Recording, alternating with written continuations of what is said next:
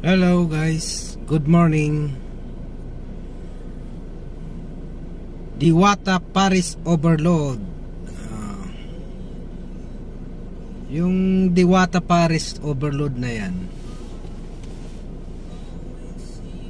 nung una natutuwa ako kasi sa totoo lang, tuwang-tuwa ako dahil yung mga tao na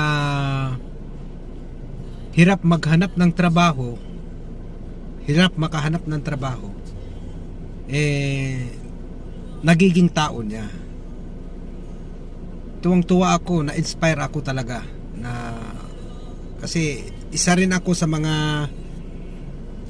nagtatanggol sa kanya noong panahon na siya ay walang wala siya, yung panahon siya